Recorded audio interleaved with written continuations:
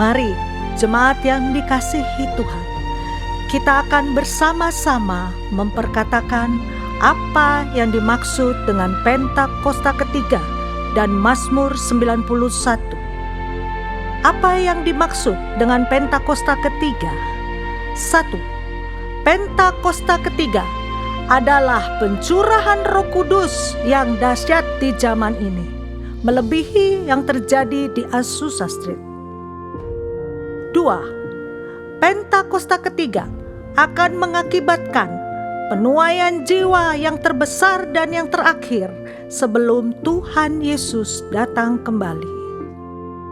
3. Pentakosta ketiga akan membangkitkan generasi Yeremia, yaitu anak-anak muda yang dipenuhi Roh Kudus, cinta mati-matian kepada Tuhan Yesus, tidak kompromi terhadap dosa, dan akan bergerak untuk memenangkan jiwa. 4. Pentakosta ketiga lahir di Indonesia dan bergerak ke bangsa-bangsa. Gerakan ini dari timur ke barat dan akan kembali ke Yerusalem. 5. Pentakosta ketiga akan memberikan kuasa untuk menyelesaikan amanat agung, dan setelah itu Tuhan Yesus akan datang kembali. Dan mari bersama kita sepakat dan percaya mendeklarasikan firman Tuhan yang tertulis dalam Mazmur 91. Dalam lindungan Allah, orang yang duduk dalam lindungan yang maha tinggi dan bermalam dalam naungan yang maha kuasa akan berkata kepada Tuhan, tempat perlindunganku dan kubu pertahananku, Allahku yang kupercayai. Sungguh, dialah yang akan melepaskan engkau dari jerat penangkap burung, dari penyakit sampar yang busuk. Dengan kepaknya ia akan menudungi engkau, di bawah sayapnya engkau akan berlindung. Kesetiaannya ialah perisai dan pagar tembok. Engkau tak usah takut terhadap kedahsyatan malam, terhadap panah yang terbang di waktu siang, terhadap penyakit sampar yang berjalan di dalam gelap, terhadap penyakit menular yang mengamuk di waktu petang. Walau 1.000 orang rebah di sisimu dan 10.000 di sebelah kananmu, tetapi itu tidak akan menimpamu. Engkau hanya menontonnya dengan matamu sendiri dan melihat pembalasan terhadap orang-orang fasik. Sebab Tuhan ialah tempat perlindunganmu, yang maha tinggi telah kau buat tempat perteduhanmu. Malapetaka tidak akan menimpa kamu, dan tulah tidak akan mendekat kepada kemahmu, sebab malaikat-malaikatnya akan diperintahkannya kepadamu untuk menjaga engkau di segala jalanmu. Mereka akan menatang engkau di atas tangannya, supaya kakimu jangan terantuk kepada batu. Singa dan ular tedung akan kau langkahi, engkau akan menginjak anak singa dan ular naga. Sungguh hatinya melekat kepadaku, maka aku akan meluputkannya. Aku akan membentenginya, sebab ia mengenal namaku. Bila ia berseru kepadaku, aku akan menjawab. Aku akan menyertai dia dalam kesesakan. Aku akan meluputkannya dan memuliakannya. Dengan panjang umur akan kukenyangkan dia, dan akan kuperlihatkan kepadanya keselamatan daripadaku. Haleluya! Amin.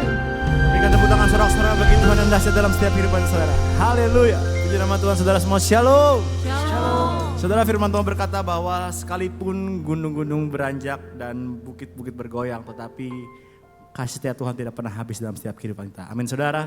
Mungkin hari-hari engkau akrab dengan kata-kata goncangan ya saudara ya.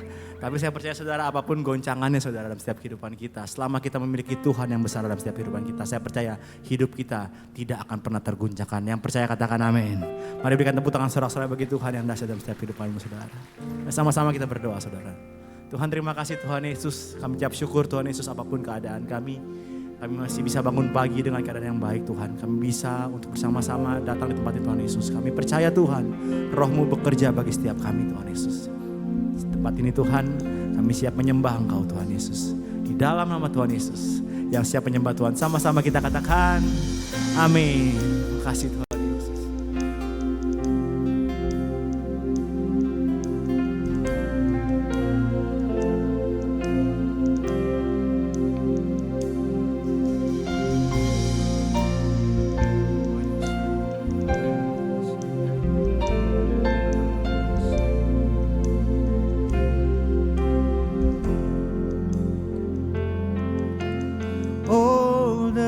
Saints and angels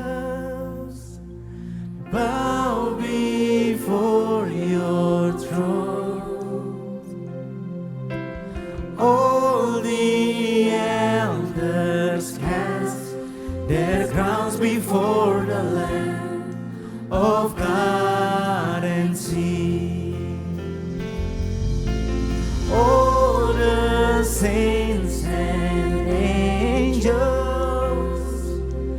bow before your throne. All the elders cast their crowns before the Lamb of God and sing, you are worthy of it all.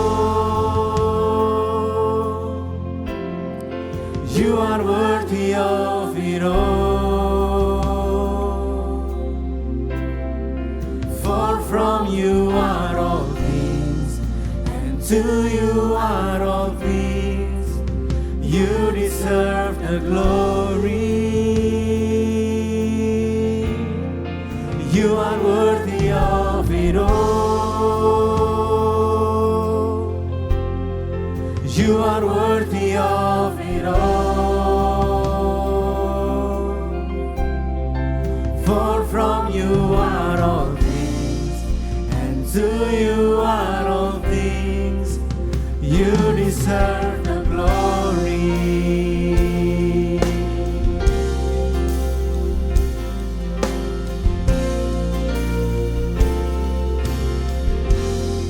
Mari sama-sama katakan saudara. All the saints and angels, they bow before your throne. All the elders cast their crowns before the Lamb of God. Mari sama-sama katakan menyatakan, you are worthy of it all. You are worthy of it all. For from you are all things, and to you are all things. You deserve the glory. You are worthy of it all. You are worthy of it all.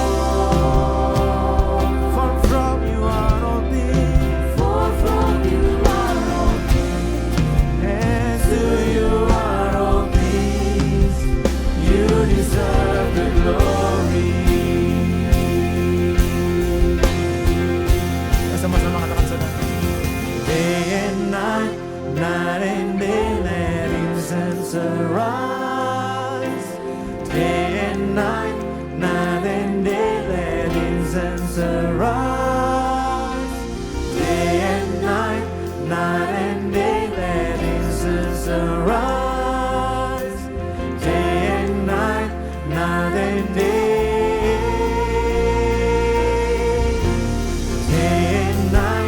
Night and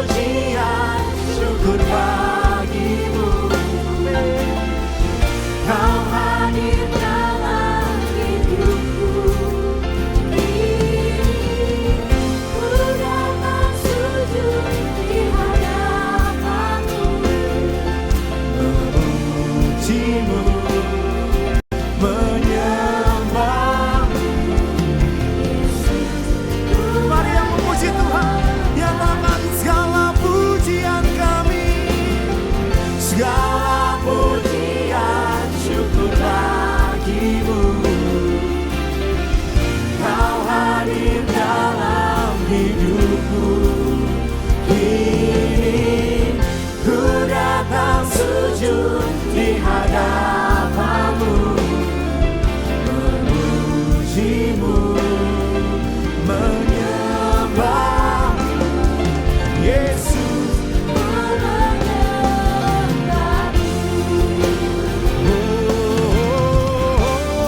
Segala pujian kami, segala pujian syukur bagimu. Kau hadir dalam hidupku.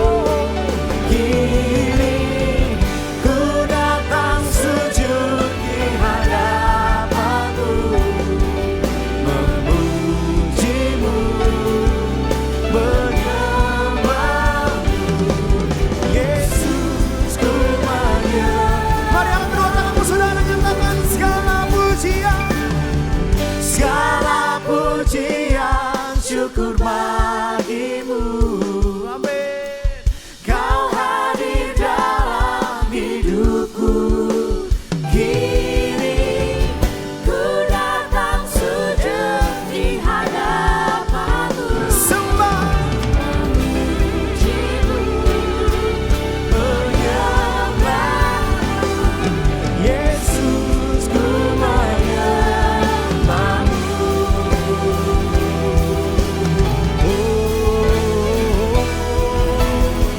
Segala pujian syukur bagimu. Kau hadir dalam hidupku. Kini ku datang sujud di hadapanmu, memujimu, menyembahmu, Yesus, ku menyembahmu. Kami puji namamu, memujimu, menyembahmu, Yesus, ku menyembahmu. Puji kebesaran Tuhan, memujimu, menyembahmu, Yesus, ku menyembahmu.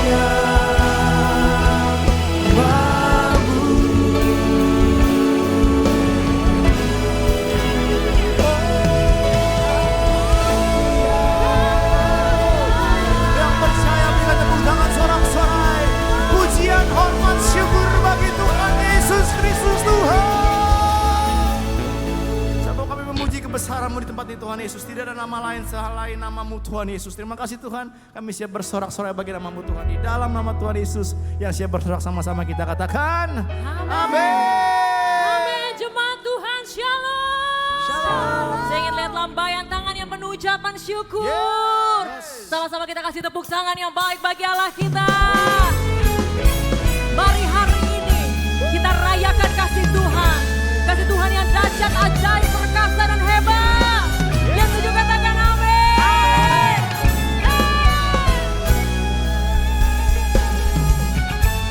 Tepuk tangan bagi Allah kita. Hey!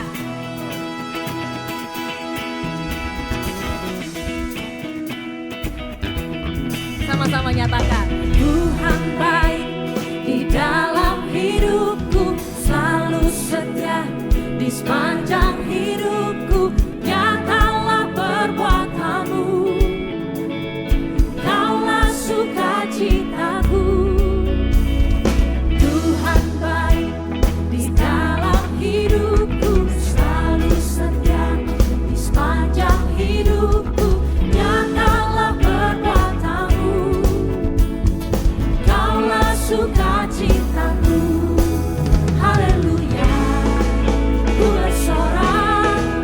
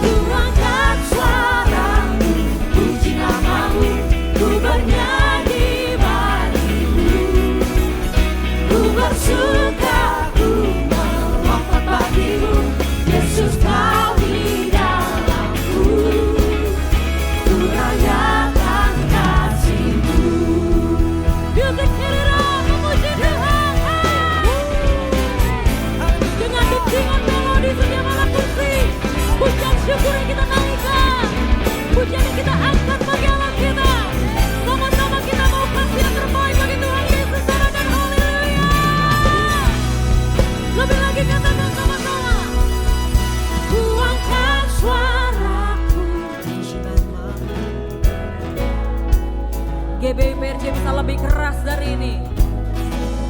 Sama-sama. Amin. Yesus kau di dalamku. Kalau Yesus di dalam kita lebih besar dari ini. Ku angkat suaraku, puji namamu. Amin. Amin. Yesus kau di dalamku, ku rayakan kasih-Mu. Ku angkat suaraku, puji namamu. Ku bernyanyi bagimu. Ku bersuka, ku menyembah bagimu. Yesus kau di dalamku, ku rayakan kasih-Mu. Haleluya, haleluya, haleluya, haleluya, haleluya, haleluya, haleluya, haleluya, haleluya. Kasih tepuk tangan yang baik bagi Tuhan Yesus Kristus. Yang siap lebih lagi katakan yeah. Come on, berikan tepuk tangan saudara-saudara bagi Tuhan, come on. Tepuk tangannya, come on. Hey, hey, hey.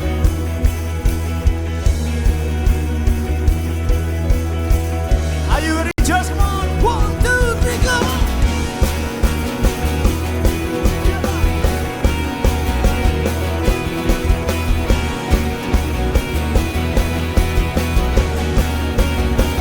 Ayo sama-sama. Dalamnya samudra lebih dalam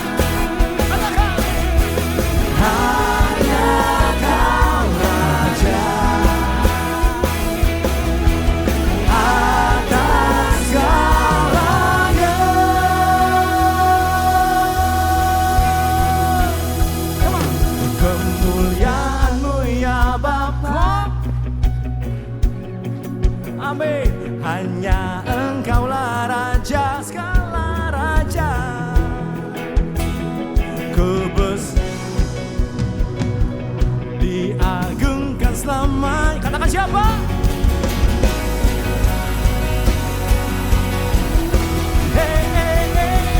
Kemuliaanmu ya Bapa, memerintah dan berkuasa.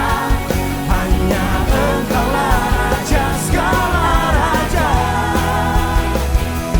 Kebesaran-Mu ya Bapa, diagungkan selamanya.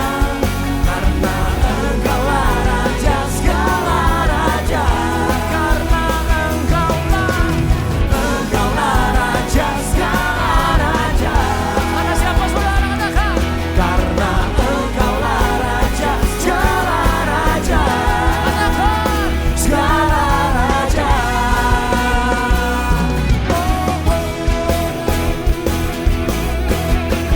Yang percaya Tuhan bertahta, kasih tepuk tangan saudara-saudara bagi Tuhan kembali. Haleluya. Haleluya, haleluya. Engkaulah Raja segala raja. Kemuliaan hanya bagi nama-Mu saja Bapa. Kami percaya Tuhan akan terjadi perdamaian di Israel, Iran dan Hamas Tuhan. Roh takut akan Tuhan turun buat pemimpin yang ada Bapa. Kami juga berdoa untuk bangsa kami Indonesia. Kami percaya Indonesia dipenuhi oleh kedamaian daripada Engkau. Dijauhkan dari setiap bencana alam ya Bapa. Perlindungan-Mu senantiasa nyata buat bangsa kami Indonesia. Engkau juga berkati pemerintahan yang ada, Presiden, Bapak Jokowi dan Bapak Maruf Amin. Diberi hikmat Tuhan untuk memimpin bangsa Indonesia. Membawa Indonesia menjadi bangsa yang maju, bangsa yang sejahtera. Kami juga berdoa untuk gembala sidang kami Pak Niko. Tuhan urapi hamba-Mu, berkati pelayanannya sebagai pembawa pesan api Pentakosta ketiga dari Indonesia sampai ke bangsa-bangsa. Berkati juga kesehatannya Tuhan, pengembalaannya, keluarga besarnya Bapa. Kami juga berdoa untuk Gembala CK7 Dr. Yanto. Tuhan urapi hamba-Mu, berkati pelayanannya, berkati profesinya sebagai seorang dokter ya Tuhan. Berkati pengembalanya di CK7, membawa setiap umat-Mu, umat yang layak dan berkenan di hadapan-Mu Tuhan. Melakukan amanat agung-Mu. Berkati juga hamba-Mu beserta keluarga besarnya, selalu aman di dalam perlindungan-Mu. Tuhan kami berdoa untuk generasi Yeremia. Kami percaya generasi Yeremia akan Kau pakai di era Pentakosta ketiga ini. Mereka akan menjadi anak-anak yang takut akan Engkau. Hidup benar di hadapan-Mu Tuhan. Melakukan setiap apa yang Kau hendak mereka kerjakan Bapa. Mereka menjadi dampak dimanapun Tuhan tempatkan Bapa. Terima kasih Tuhan Yesus. Segala kemuliaan, hormat, pujian hanya bagi nama-Mu. Di dalam nama Tuhan Yesus kami berdoa. Haleluya. Amin. Amin. Silakan duduk kembali Bapak Ibu Saudara yang terkasih. Kami menyambut dengan hormat, apakah ada dari Bapak Ibu Saudara sekalian yang baru pertama kali hadir di GBI PRJ CK7? Boleh lambaikan tangannya?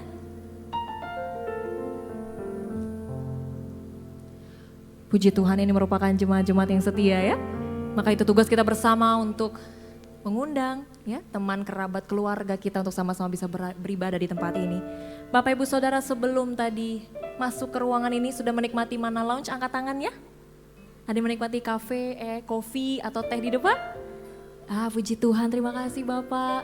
Spesial untuk ibadah pertama, ibadah raya pukul 7 pagi, Bapak Ibu Saudara sebelum beribadah dapat menikmati Mana Lounge yang ada di depan. Ada tersedia teh atau kopi ya, yang bisa dinikmati. Mungkin bisa berfellowship bersama dengan keluarga dan jemaat di tempat ini. Baik, kita akan memberikan persembahan yang terbaik bagi Allah kita. Mari kita persiapkan persembahan kita dengan cara scan kris yang ada di depan bangku Bapak Ibu Saudara sekalian. Atau dapat melalui amplop. Bapak Ibu Saudara yang membutuhkan amplop silahkan lambaikan tangannya, para pengerja akan membantu Bapak Ibu Saudara sekalian. Ketika scan kris, jangan lupa dilihat penerimanya adalah kolekte GBI PRJ.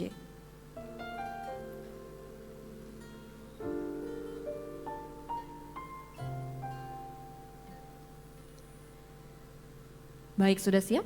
Dengan hormat kami kembali mengundang Bapak Ibu Saudara untuk bangkit berdiri, sama-sama kita ingin berdoa bagi persembahan kita. Tunduk kepala kita berdoa. Bapa, kami bersyukur buat semua berkat-Mu. Kami membawa persembahan sebagai wujud syukur. Kami percaya kami menerima kesehatan, keluarga, bisnis, pekerjaan dan kuliah yang terbaik. Ini adalah waktu memberi persembahan dalam nama Tuhan Yesus Kristus. Amin. Silakan duduk kembali. Selamat memberi. Tuhan Yesus memberkati.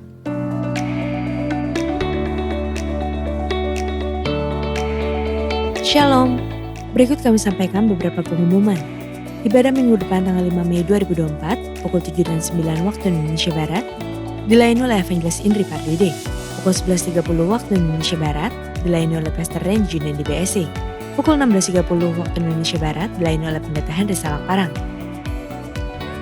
GBI-PRJ Mandarin pukul 9 waktu Indonesia Barat dilayani oleh Pendeta Dr. Anto Simkop Tremi PhD.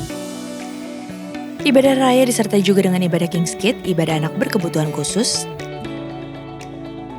Little Blessing Toddler, Sekolah Minggu, Joshua Generation Kids Church English Service, Junior Church Indonesian Service,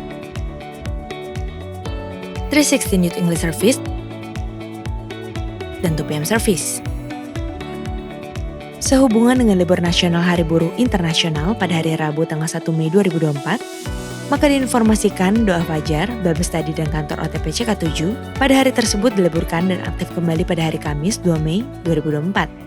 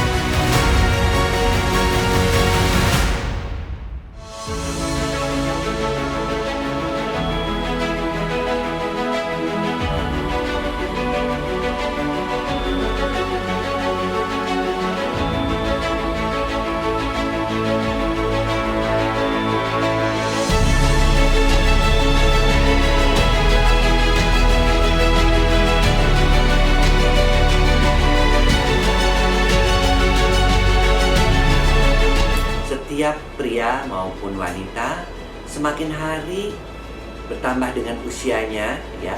Kalau wanita di atas 40 tahun, kemudian pria di atas 50 tahun, itu memang mulai terjadi penurunan hormon-hormon.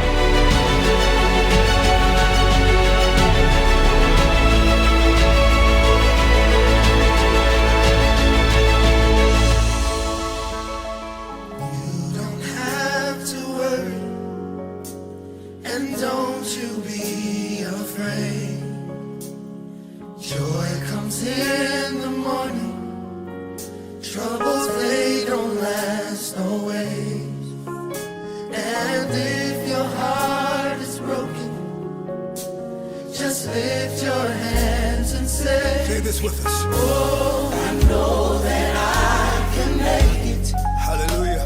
I know that I can stand. No matter what may come my way. My life is in your hands. No matter what. No matter what. Oh, yeah. May come my way. My life is in your hands. No.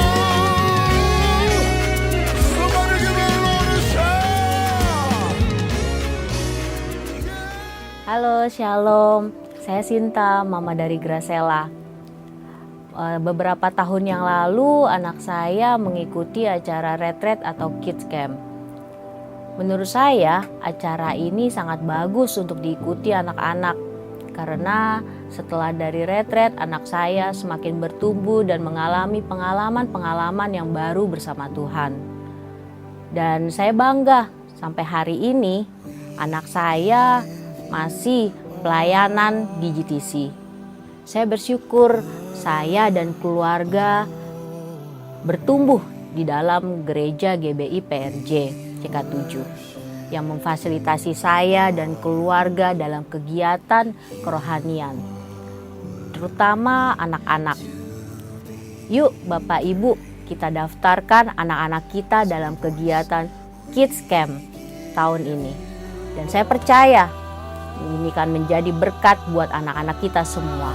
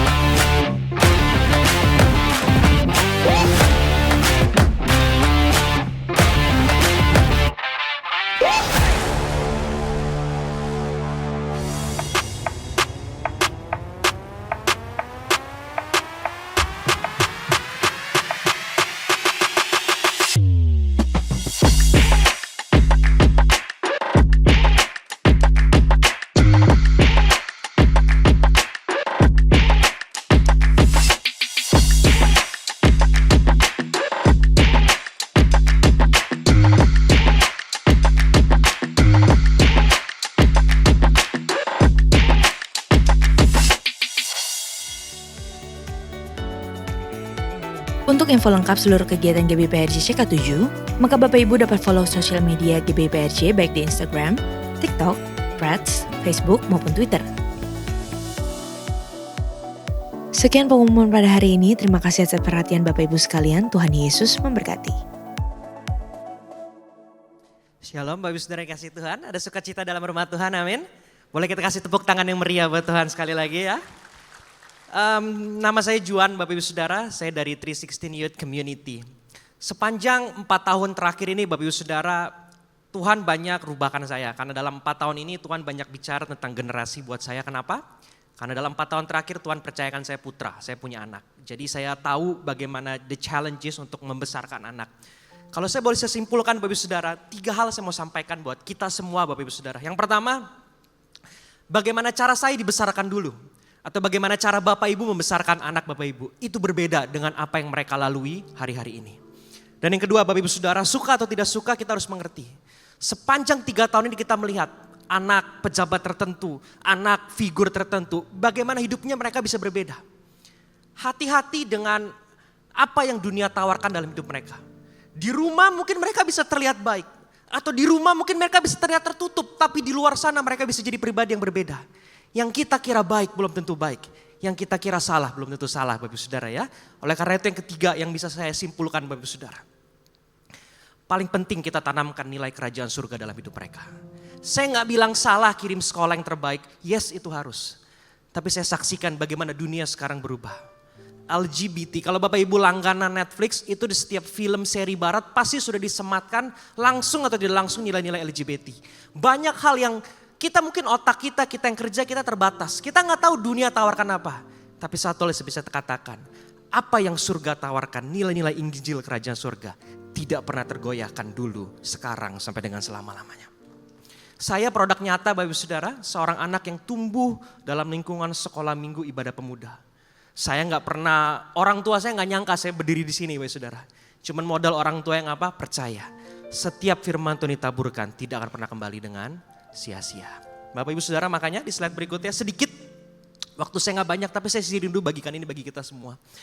20-25% Bapak Ibu Saudara, ini kenyataan, ini statistik. Hampir di setiap negara melaporkan hal yang sama. Kurang lebih 2-3 dari setiap 10 anak muda, setidaknya mereka mengalami depresi atau anxiety. Anxiety itu kecemasan yang berlebihan Bapak Ibu Saudara. Dan ini statistik buat saya kaget, tapi saya ini merupakan tugas bagi kita semua. Bukan hanya gereja tapi orang tua. Di gambar kanan itu dikasih tahu, kenapa sih dari usia 13-25 tahun, mereka ditanya, mereka berasa mereka alone, mereka lonely, mereka gak punya teman, gak punya sahabat. Di situ dijelaskan ya, salah satu dia bilang apa, I feel as if no understand me. Saya rasa gak ada yang ngertiin aku. Mungkin sering ya kalau kita punya anak rasanya, mama papa gak ngertiin semua ya.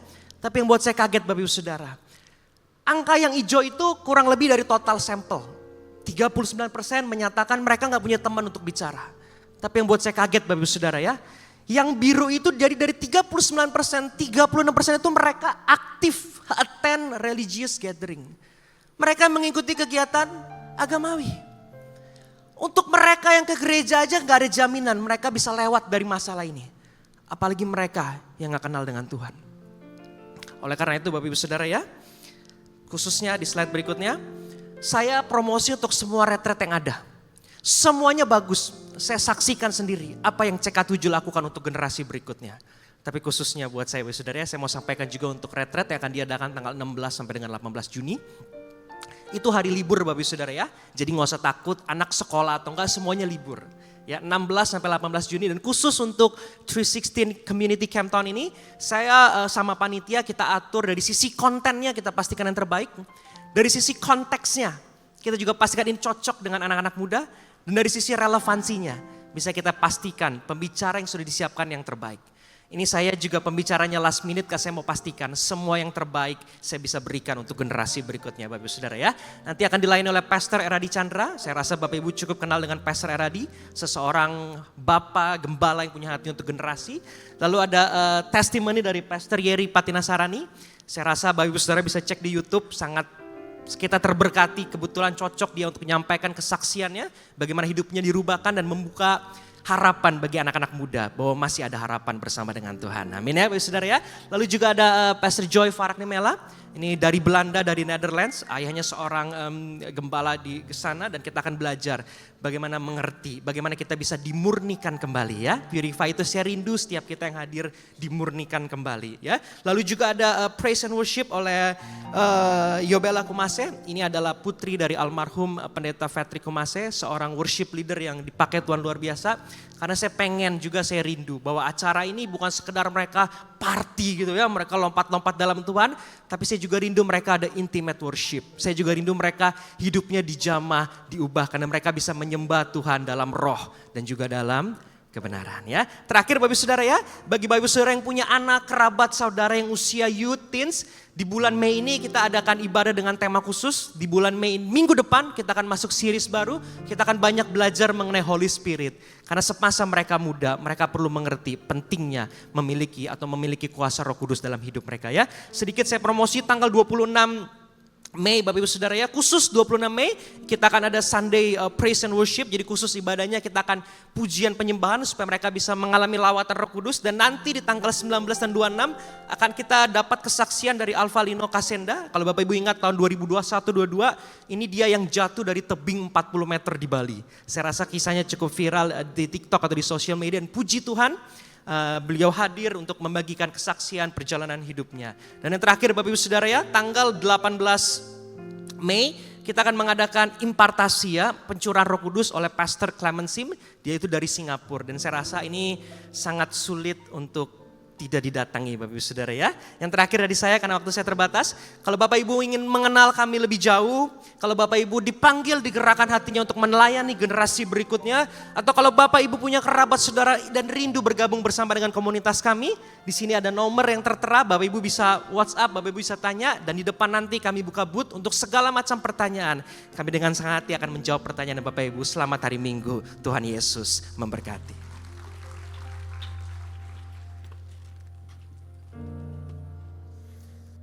Lawatanmu dahsyat Tuhan bagi setiap kami. Itu sebabnya kami selalu mengingat kasih-Mu hari demi hari. Waktu demi waktu berlalu. Kami percaya lawatanmu dahsyat bagi generasi kami Tuhan Yesus. Perlengkapi kami ya Bapa. Mengalirlah kasih-Mu dalam setiap kami Tuhan.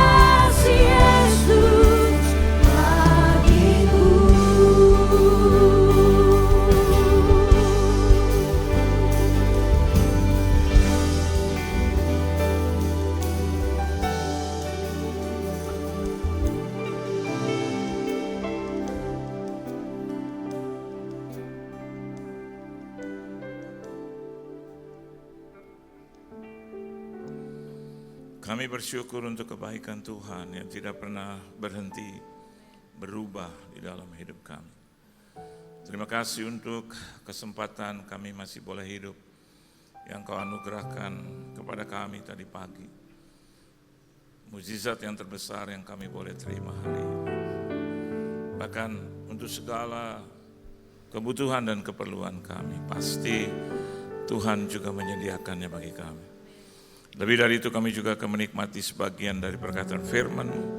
Berkata-kata Engkau Tuhan, kuasai ruangan ini bahkan ruangan hati kami yang terdalam. Tegur, hibur, nasihati dan berkati kami. Supaya ketika kami keluar dari rumah-Mu yang kudus ini, kami boleh berjalan dengan kepala tegak layaknya seorang pemenang di hadapan Tuhan. Berfirmanlah Engkau Tuhan, di dalam nama Tuhan Yesus Kristus kami sambut firman-Mu, haleluya. Amin. Beri tepuk tangan dulu yang meriah buat Tuhan. Silakan duduk. Shalom saudara. Satu kehormatan bagi saya boleh melayani Tuhan dimanapun saya ditempatkan, dan hari ini saya ada di sini. Terima kasih buat Tuhan Yesus Kristus tentunya yang mengundang saya, tuan rumah di tempat ini, gembala, koordinator, dan juga seluruh jemaat Tuhan yang dikasihi oleh Tuhan. Saudara bersuka cita, amin. Kita buka Alkitab kita di dalam satu kebenaran firman Tuhan, yaitu di dalam Injil Yohanes, pasalnya yang ke-20, ayatnya yang ke-17 dan ayat yang ke-18. Kalau saudara berkenan dan sudah mendapatkannya, kita boleh baca bersama-sama. Yohanes pasal yang ke-20, ayatnya yang ke-17 dan ayat yang ke-18, 1, 2, dan 3. Kata Yesus kepadanya, janganlah engkau memegang aku, sebab aku belum pergi kepada Bapa. Tetapi pergilah kepada saudara-saudaraku dan katakanlah kepada mereka bahwa sekarang aku akan pergi kepada Bapakku dan Bapamu, kepada Allahku dan Allahmu. Maria Magdalena pergi dan berkata kepada murid-murid, aku telah melihat Tuhan, dan juga bahwa Dia yang mengatakan hal-hal itu kepadanya. Sejak saat itu kita bisa melihat bahwa Kristus Yesus yang bangkit bagi saya dan Anda dimulai dari penampakan physically kepada pribadi yang mewakili kita, yaitu Maria Magdalena. Anda jangan pernah berpikir bahwa Maria Magdalena itu seorang pelacur. Kalau kita melihat kebenaran firman Tuhan merujuk, because the Bible tells us about her, tentang dia. Dan kalau kita bisa melihat bagaimana dia menjadi rasul di atas para rasul. Kenapa demikian? Karena dia mendapatkan kehormatan untuk melihat physically Yesus yang hidup itu.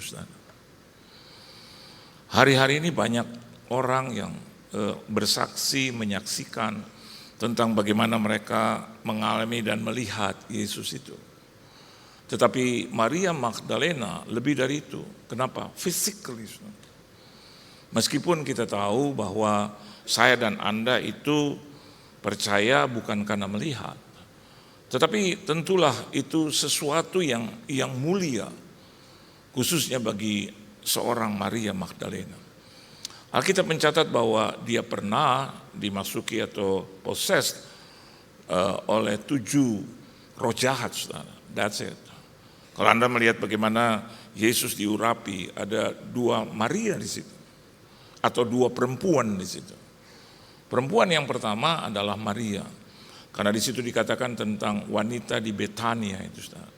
Maka kita akan segera tahu bahwa dia adalah salah satu keluarga Shekinah yang dikasih oleh Tuhan. But the other one, yang satu lagi di situ dikatakan seorang perempuan yang berdosa, atau dengan kata lain dia adalah seorang pelacur. Kalau kita nonton The Passion of the Christ, di situ dikatakan bahwa Maria Magdalena itu adalah seorang pelacur. Tapi gereja, Bapak gereja itu meragukan itu, karena tidak ada satu pernyataan di dalam kebenaran firman Tuhan bahwa dia adalah seorang yang sehari-harinya adalah pelacur.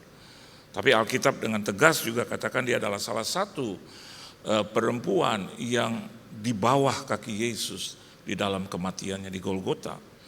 Dan juga dinyatakan bahwa dia adalah salah satu wanita yang cukup kaya yang melayani Tuhan, saudara. Dan hari ini kita bisa melihat bagaimana kemuliaan Tuhan itu dinyatakan. Dan saya juga yakin dan percaya bahwa saya dan Anda di ruangan ini adalah pribadi-pribadi yang dimuliakan oleh Tuhan. Kenapa demikian? Karena Alkitab juga katakan saya dan Anda harus mengalami satu perjumpaan pribadi dengan Tuhan. Jadilah Kristen hanya satu, saudara. Enggak ada Kristen pro liga, proaktif, ya enggak ada itu. Enggak ada Kristen pro kontra, progresif, enggak ada itu, saudara. Yang ada hanya cuma satu, amin saudara. Kristen itu artinya pengikut Kristus, that's it, udah. Kenapa kita bisa mudah dibohongi dengan hal-hal seperti itu gitu? Kalau saya tanya Anda lebih lanjut, harusnya begini, orang membuat pernyataan dimanapun boleh dan sah-sah saja, itu adalah hak mereka, but saya dan Anda juga harus mengerti gitu loh ya. Kalau Anda lihat, wah ini orang kelihatannya oke saja, hanya dari mulut, dari kata-kata. Coba lebih lanjut lagi, lihat hidupnya. Halo? Anda mau lihat gitu, Anda lihat hidupnya, ikuti hidupnya. Ya kalau hanya cuma di media sosial yang tergambar dan terlihat adalah seorang pembaruan gitulah. Seorang yang memiliki satu pengajaran baru. Enggak ada lagi pengajaran baru. Yesus sudah yang the latest one. Amin. Kenapa kita mudah gitu percaya dengan hal-hal yang begitu? Come on. Percayalah. Belajar untuk mengerti kebenaran firman Tuhan.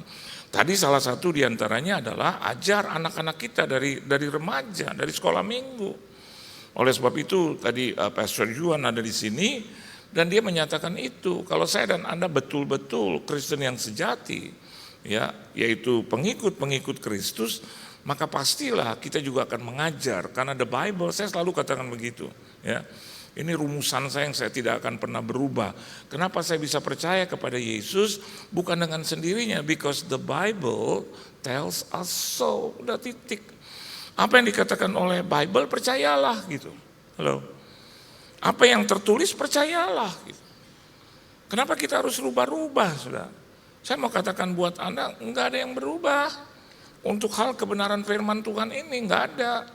Yang paling benar udah ajaran Kristus, titik gitu. Ada orang represents Jesus, Anda juga harus lihat, jangan cuma perkataannya saja. Apakah di dalam kehidupannya sehari-hari begitu? Halo? Apakah begitu? Kalau ada orang berkata, katakanlah dia simpangkan itu dan dia katakan menurut kehendaknya sendiri, bahwa bagian-bagian itu sudah terhapus, apakah begitu?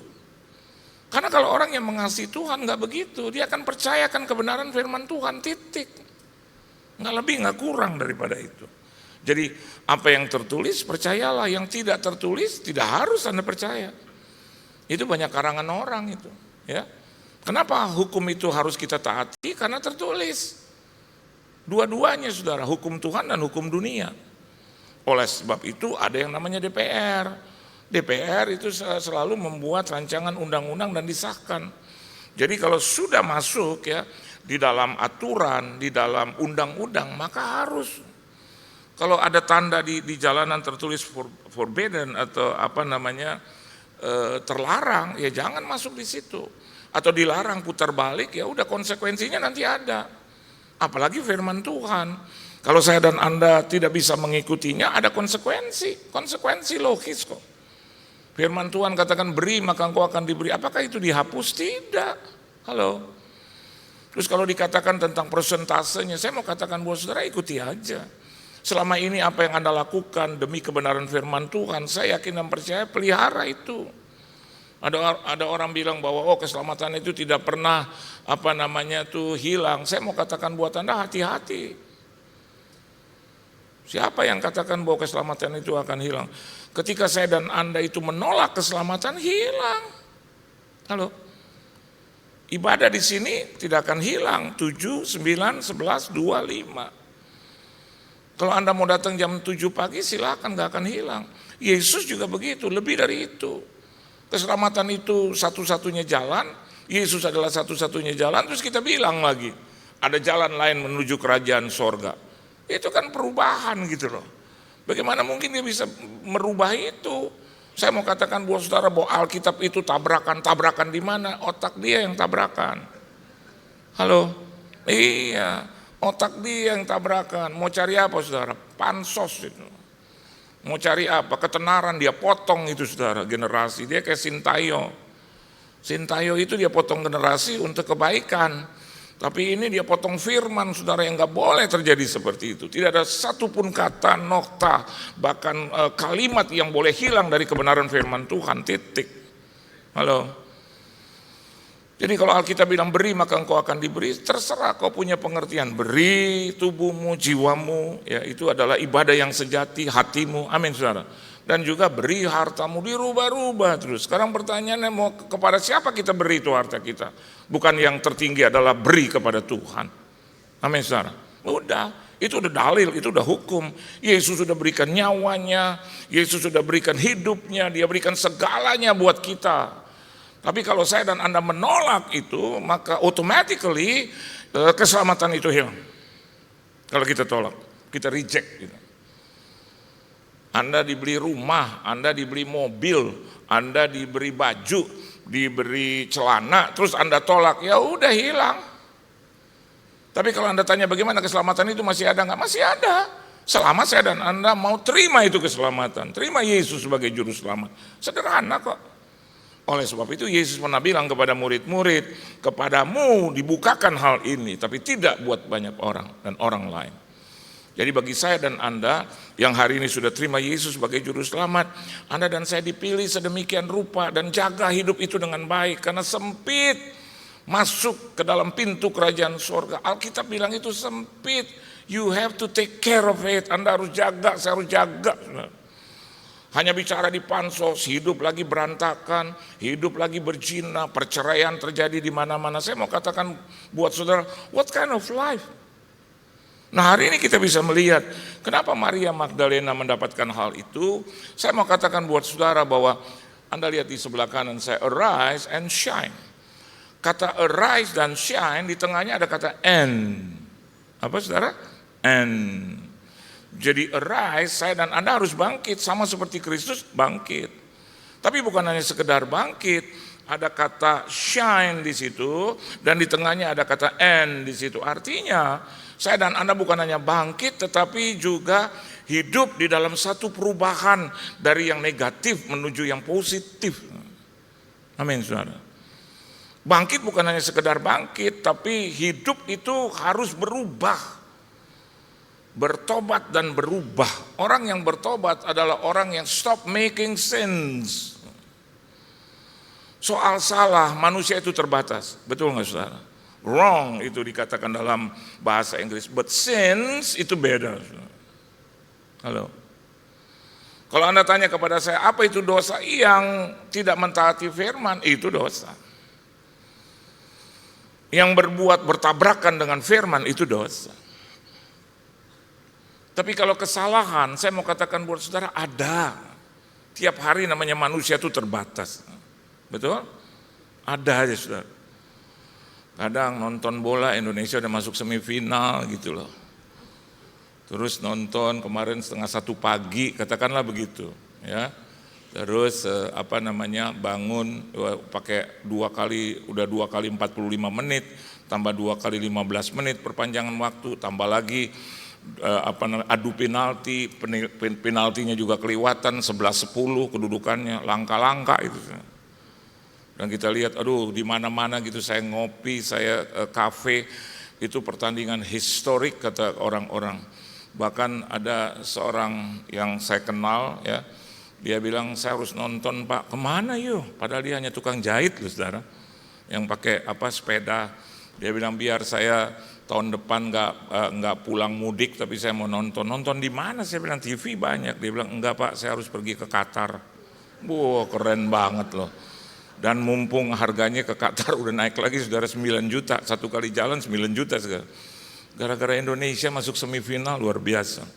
Nah saudara tahu penonton Indonesia yang terbanyak saudara, 27 ribu lebih dari pertandingan pertama kalah sama Qatar. Kenapa kita jadi ngomong bola ya, terusin aja lah. Ya. Ujungnya ada falsafah hidup sehingga akhirnya kita lawan Australia. Kapan kita seumur hidup menang dari Australia? Hari ini kita menang 1-0 gitu.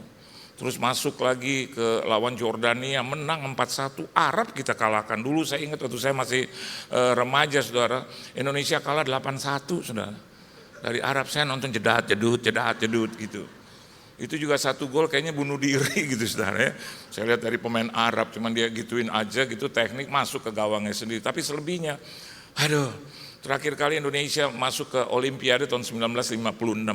Hafal ya Pak? Iya saya baca saudara ya. Terus 1956 menahan Rusia aja saudara, 2 kali 45 menit heboh itu saudara. Walaupun di pertandingan kedua everybody knows ya, kita kalah 4-0 gitu loh. Tapi setidaknya itu peristiwa bersejarah. Sekarang masuk semifinal. Dan 3 di antara mereka itu masuk ke dalam Olimpiade. Kapan Indonesia masuk ke Olimpiade lagi? Artinya apa? Bangkit dan juga menjadi terang. Hari ini kita bisa melihat bagaimana orang-orang yang berusaha sedemikian rupa, mereka bangkit dari keterpurukan. Mereka bilang kita bisa, kita bisa, kita bisa. Saya mau katakan buat saudara hari ini, kita adalah bangsa Indonesia, bahkan bangsa pilihan Tuhan. Kita bisa bangkit, kita bisa berhenti berbuat dosa. Setuju? Ya, kita bisa lakukan itu. Kenapa? Di dalam Tuhan tidak ada yang mustahil, saudara. Bahkan Alkitab katakan kata shine itu menjadi terang adalah pribadi-pribadi yang memuliakan Tuhan dalam hidupnya. Bukan hanya berhenti berbuat dosa, tetapi sekarang melakukan kebaikan dan kebaikan. Kebenaran demi kebenaran itu. Kalau kita sudah berhenti berbuat dosa berarti kita bukan manusia berdosa lagi. Tuhan Yesus telah menyelamatkan kita sedemikian rupa. So you have to respect Him. You have to love Him and you have to be afraid of Him. Saya dan Anda harus takut kepada Tuhan. Takutnya bukan hal-hal yang lain, tapi takut karena Dia besar, saudara. Nah, saya tutup ini dengan satu pernyataan. Maria Magdalena pergi dan berkata kepada murid-murid, aku telah melihat Tuhan. Sampai seberapa jauh saya dan Anda di ruangan ini pernah melihat Tuhan? Halo? Enggak ada lah. Ada teman saya sekarang udah di Amerika, saudara, ya. Satu hari waktu kami sama-sama bangun persekutuan doa sampai tahun 2000 dia pergi ke Amerika. Sebelum dia pergi dia bilang, Han, aku lihat Yesus. Wah keren. Karena saya dari kecil, saudara, dari umur 4 tahun sampai hari ini saya belum pernah lihat Tuhan Yesus. Belum. Kalau Anda bilang, Pak, Bapak hamba Tuhan norak banget. Enggak, saya jujur, telling the truth, gak pernah lihat. Saya udah berdoa 50 tahun, 58 tahun saya doa. Tuhan biar Engkau nongol, bahasa Jakartanya Tuhan, biar aku lihat Engkau, gak usah lama-lama lah, bangsa 3 detik deh, kalau memang Kau gak ada waktu sedetik deh, atau Kau lewat gitu, terus saya, Tuhan gitu, menambah rasa percayaku gitu saudara. Saya bisa cerita kemana-mana, I have seen the Lord, I have met the Lord. Tapi jujur, sampai hari ini saya belum melihatnya. Anda bilang kali Pak Yohan berdosa, iya katakanlah berdosa, tapi hari ini kan udah jadi hamba Tuhan. Artinya bukan hamba Tuhan itu tidak bisa berbuat dosa. Kan saya jaga hidup, hamba Tuhan jaga hidup, Anda jaga hidup. Enggak bisa lihat Yesus physically loh sampai hari ini. Hingga one day ketika saya berdoa seperti itu tuh, Tuhan, may I see you, may I see you, may I see you, Lord. Satu hari saya seperti mendengar suara yang lembut berkata begini, buat apa? Buat apa lihat aku physically? Lihat kembali dia rujuk kepada firman.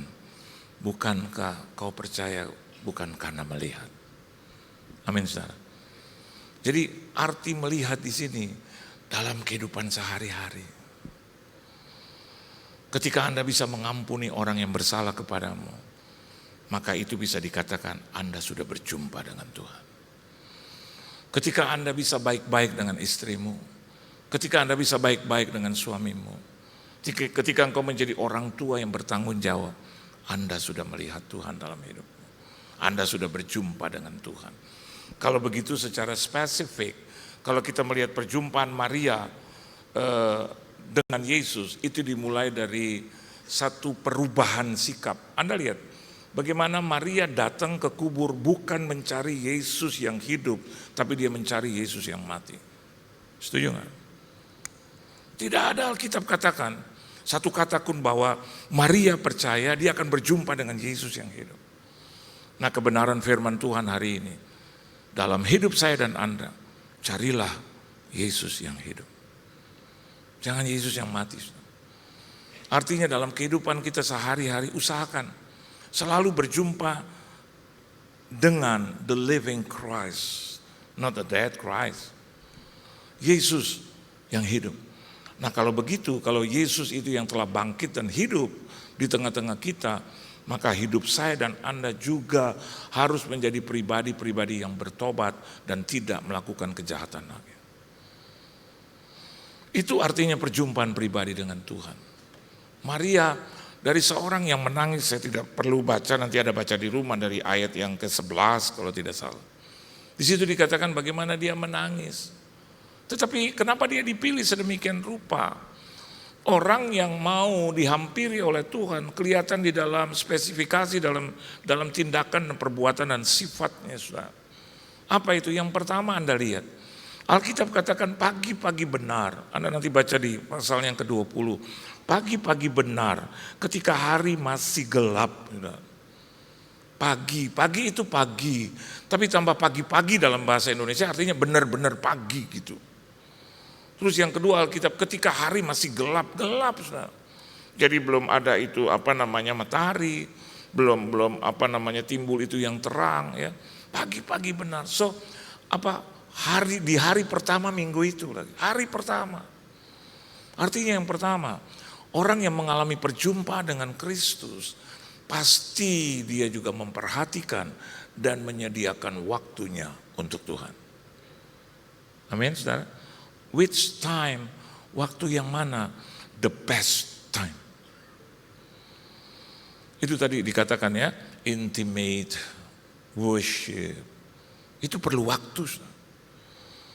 Oleh sebab itu usahakan seperti itu. Anda mau menerima kuasa kebangkitan, Anda mau menerima terang dari Tuhan, maka teridentifikasi dalam hidupmu.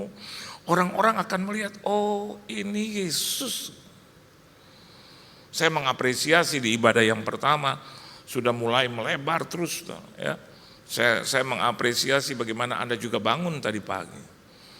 Menurut hemat saya Anda bisa pergi yang ibadah jam 5 sore bukan. Yang jam 2 siang bahkan, yang jam 11 atau jam 9 yang prime time. Saya tidak tahu alasannya. Tetapi biarlah alasanmu utama kenapa engkau datang pagi-pagi, karena engkau mencintai Tuhan. Karena engkau datang ke sini untuk mencari Yesus yang hidup. That's the point. Oleh sebab itu hari ini saya mau katakan buat Anda, belajar untuk memberikan waktu buat Tuhan. Satu hari saya diberikan tiket gratis. Saya, istri dan 2 anak untuk pergi ke Jepang. Pergi ke Jepangnya sih it's okay lah, tetapi kalau ada embel-embel Pak semuanya free, itu enak tuh. Jadi kita kalau hamba Tuhan cari spesifik, jangan cuma di Jakarta ngomong semua free, tiba-tiba di sana ya jadi pengangguran, diam aja gitu di kamar aja. Terus teman saya pengusaha ini bilang, Pak, Bu, anak-anak bawa ya semua 4-4, pokoknya cuma bawa baju di badan, keren. Celana aja Pak, udah. Nggak usah bawa ganti ya, bawa kaos 1 it's okay, karena begitu turun sampai di Jepang kami akan dipelihara, saya akan traktir Bapak Ibu. Aduh, langsung bahasa roh gitu. Haleluya. Udah siap-siap tiket 4 udah oke. Tapi ada satu perasaan gitu di hati saya. Kayaknya Tuhan bilang gini, kau nggak tanya dulu sama aku. Aduh. Saya bilang itu yang sulit Tuhan. Kalau udah tanya sama Tuhan, itu merusak kedagingan. Rusak daging saya. Duniawi saya itu rusak. Tolong bedakan Jepang dengan Jepara, saudara. Malam-malam saya tidur gitu, itu kayak mengganggu tanda kutip. Pagi-pagi saya tanya sama istri saya, "Ma, aku mau lihat jadwal dong." Kembali di jadwal, waktu. Begitu saya lihat ada 12 sampai 14 yang harus saya batalkan. Saya bilang, Tuhan, berikan aku waktu. Tuhan bilang sama saya, aku sudah berikan kau waktu. Apakah kau mau waktumu habis di dunia ini sekarang? Gitu.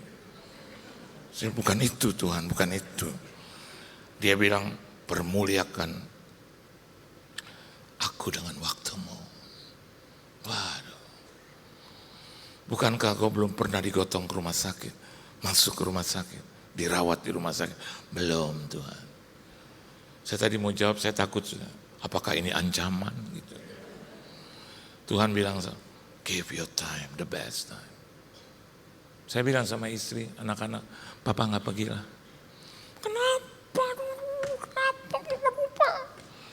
Saya bilang, lihat ada Surabaya. Aduh, Surabaya sama Jepang jauh Pak. Iya memang. Tapi berkat juga bisa menjauh dari papa. Kasih papa akan menjauh dari Tuhan. Udah, kalian pergi. Papa tunggu di sini. Papa di Indonesia. Berangkatlah mereka. Itu tiket saya hangus. Karena last day gitu, last time gitu. Tapi saya bilang sama Tuhan, saya mau karena saya mengasihi Tuhan. Nah sampai hari ini saya lihat Tuhan gak meninggalkan saya. Tuhan bilang sama saya, nanti ada the best time untukmu. Jepang saya tidak pergi, akhirnya Tuhan kasih apa? Eropa. Tuh. Udah kejadian saudara, sudah kejadian. Ya. Saya pergi ke negara-negara Eropa, free juga. Bahkan lebih hebat lagi gitu. Mereka bilang ini orang yang yang traktir saya bilang begitu kita sampai di Paris, terus dia bilang besok pagi siapa yang mau breakfast dan juga yang mau terima bonus uang belanja silakan jam 8 kami breakfast, jam 9 berdiri di meeting point ini. Ya udah kami tidur gitu. Tahu nggak saudara, begitu dia mau bagi, orang pertama yang berdiri adalah saya. Saudara. Dan ini orang, aduh Pak Pendeta bangun duluan. Siap. Untuk memuliakan Tuhan, Pak? Enggak, terima uang belanja. Dan saya duduk bolak-balik itu semua dari sepatu ya sampai celana, baju, kaos, semuanya gitu Tuhan beri. Saya tutup firman Tuhan. Memang hanya orang-orang yang setia, saudara. Hanya orang-orang yang taat, yang bisa melihat kemuliaan Tuhan itu dinyatakan. Sabar. Orang yang beri waktu sama Tuhan, dia juga bisa menantikan Tuhan dengan sabar. Amin. Jangan buru-buru, jangan lekas-lekas, jangan emosional. Tapi biarlah kita bisa sabar. Ada waktunya, saudara. Kalau waktu Tuhan itu terjadi dalam hidup kita, karena kita juga memberikan waktu kita buat Tuhan yang terbaik. Saya mengapresiasi Anda datang di ibadah yang pertama. Dan saya yakin dan percaya berkat Tuhan tidak akan pernah terampas daripada hidupmu. Tuhan Yesus memberkati. Beri tepuk tangan yang meriah buat Tuhan. Haleluya. Tunduk kepala kita berdoa. Terima kasih Tuhan Yesus untuk segala berkat, kasih karunia Tuhan yang tidak pernah berhenti dalam hidup kami. Ajar kami untuk selalu memberikan waktu-waktu kami yang terbaik.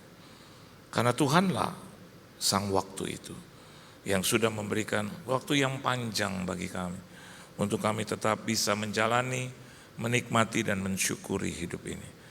Terima kasih Tuhan, justru pada saat kami masih hidup, kami harus memuliakan Tuhan dengan waktu kami.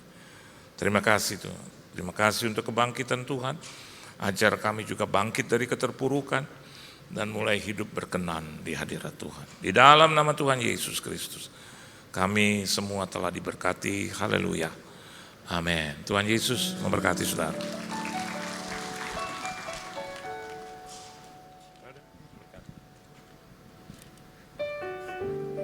Mari saya undang semuanya bangkit berdiri, kita akan akhiri ibadah kita pada pagi hari ini. Tuhan Yesus, Bapa kami dalam sorga Tuhan, terima kasih Tuhan untuk hari ini Tuhan. Terima kasih untuk penyertaan-Mu Tuhan dalam 1 minggu ini Tuhan. Terima kasih juga Tuhan Yesus untuk firman yang telah Kau taburkan buat kami Tuhan. Biarlah firman ini Tuhan Yesus boleh menjadi kekuatan buat kami dalam kehidupan kami sehari-hari. Tiba saatnya Tuhan kami mengangkatkan tangan kami buat hamba-Nya. Terima kasih Yesus, Kau telah kirimkan Pak Johan ke tempat ini Tuhan Yesus. Kiranya Tuhan Yesus apa yang disampaikan Tuhan Yesus melalui firman-firman-Nya Tuhan. Banyak jiwa-jiwa yang dimenangkan Tuhan. Berkati Tuhan Yesus untuk istri, anak-anaknya Tuhan dan keluarga besarnya Tuhan. Senantiasa dalam penyertaan-Mu Tuhan Yesus. Terima kasih Yesus, terima kasih Tuhan. Mari jemaat kita angkat tangan kita untuk menerima doa berkat. Jemaat GBPRJ yang dikasih Tuhan. Terimalah berkat yang berlimpah-limpah dari Bapa di surga. Cinta kasih daripada kita Tuhan Yesus Kristus dan persekutuan manis dari Roh Kudus mulai saat ini sampai Tuhan Yesus datang untuk kedua kalinya, menjemput kita di awan-awan permai bahkan untuk selama-lamanya. Bagi sudah terima berkat, mari katakan amin. Shalom saudara, beberapa bulan terakhir gereja kita sudah mulai masuk ke dalam pelayanan intergenerational atau bisa juga disebut lintas generasi. Istilah ini mulai muncul pada akhir abad ke-20 ketika penamaan generasi seperti baby boomer lahir untuk mengidentifikasi fenomena banyaknya anak-anak yang lahir pasca Perang Dunia Kedua pada tahun 1945 sampai 1960-an. Penamaan generasi millennials yang lahir menjelang pembukaan milenium yang baru, yaitu tahun 2000, dipopulerkan oleh William Strauss dan Neil Howe, yang pada saat itu adalah penulis buku dan juga konsultan sosiologis. Dan teori mereka masih dipakai sampai hari ini untuk mempermudah mengidentifikasi perbedaan generasi yang ada di gereja. Namun ternyata perbedaan generasi ini menunjukkan fenomena yang menarik, yaitu kontribusi setiap generasi terhadap gereja berbeda antara satu dengan yang lainnya, dan kebutuhan mereka juga berbeda antara satu generasi dengan yang lainnya. Disinilah letak fungsi utama dari pelayanan lintas generasi. Alih-alih berfokus kepada satu generasi saja, gereja melihat sebuah pelayanan yang mewakili dan membuka interaksi antar generasi di dalam sebuah gereja lokal. Lalu apa dampaknya? Dampaknya adalah bahwa setiap karunia dan panggilan dari masing-masing generasi bisa terwakili dan kebutuhan setiap generasi terjawab. Kita sadar bahwa terkadang menjaga hubungan di antara yang sama generasinya saja sudah susah, apalagi membangun hubungan lintas generasi. Tetapi inilah tantangan gereja zaman sekarang. Jadi, apa yang perlu dibangun dalam sebuah hubungan lintas generasi? Ada 3 area besar yang perlu dibangun menurut David Kinnaman dalam bukunya Faith for Exiles. Yang pertama adalah shared experience. Hubungan itu betul-betul terbentuk ketika 2 orang atau lebih mau berkomitmen untuk meluangkan waktu bersama-sama. Dan walaupun sepertinya mudah, kenyataannya tidak semudah itu. Sebuah pertanyaan sederhana. Apakah kita suka menghabiskan waktu bersama dengan orang-orang percaya lainnya dalam komunitas gereja lokal? Bagaimana dengan orang-orang yang berbeda rentang usia dengan kita? Diskusi dan interaksi yang terjadi antar generasi akan menumbuhkan hubungan yang berkualitas. Yang kedua adalah shared goals. Hubungan lintas generasi tidak terjadi begitu saja. Perlu niat dan tujuan yang jelas dari kedua belah pihak. Apa yang ingin dicapai dari hubungan lintas generasi tersebut? Seperti ketika Elia berjumpa dengan Elisa. Hubungan yang tercipta memiliki tujuan yang jelas, yaitu untuk mewarisi pengalaman, pengurapan, dan panggilan dari Elia kepada Elisa. Atau ketika Paulus memanggil Timotius, tujuannya pun jelas, yaitu untuk mendidik dan memperlengkapi Timotius muda untuk menjadi hamba Allah yang nantinya akan meneruskan pelayanan Injil di tempat yang sudah ditentukan Allah baginya. Yang ketiga adalah shared emotions. Manusia adalah makhluk yang juga memiliki emosi. Dan di dalam membangun hubungan pertemanan ataupun mentoring, emosi memainkan peranan yang sangat penting. David Kinnaman menulis bahwa murid yang tangguh adalah mereka yang tertanam dalam gereja lokal yang memiliki penerimaan seperti keluarga. Apakah berarti gereja hanya berfokus menumbuhkan emosi positif saja? Tentunya tidak, sebab Alkitab pun meminta kita untuk menegur mereka yang hidup dalam dosa. Tetapi, iklim emosi yang sehat akan membantu generasi muda untuk merasa diterima di gereja lokal mereka sebagai anak dan sekaligus dibentuk untuk menjadi murid yang tangguh. Di dalam Mazmur 78 ayat 4 dikatakan, kami akan ceritakan kepada angkatan yang kemudian puji-pujian kepada Tuhan dan kekuatannya dan perbuatan-perbuatan ajaib yang telah dilakukannya. Pemazmur dalam hal ini Asaf memiliki komitmen untuk meneruskan pengetahuan akan mujizat Tuhan kepada generasi berikutnya agar tidak terputus ingatan mereka tentang Tuhan. Begitu juga dengan pelayanan lintas generasi.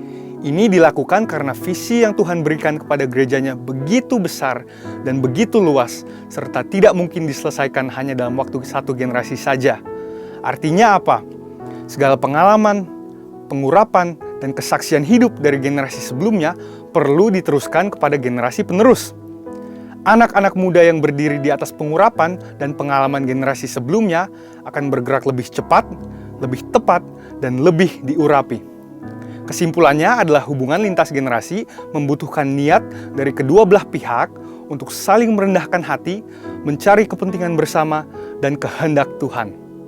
Apa yang dibangun untuk diteruskan kepada generasi berikutnya bahkan tidak hanya ketiga hal di atas ini, yakni shared experience, goals, dan emotions, tapi juga shared faith.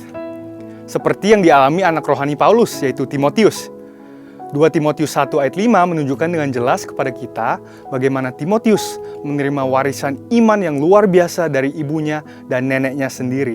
Sebab aku teringat akan imanmu yang tulus ikhlas, yaitu iman yang pertama-tama hidup di dalam nenekmu Lois dan di dalam ibumu Yunike, dan yang aku yakin hidup juga di dalam dirimu. Gereja yang membangun budaya lintas generasi memahami bahwa kehendak Tuhan untuk zaman ini berarti kehendak Tuhan untuk setiap generasi yang ada sekarang.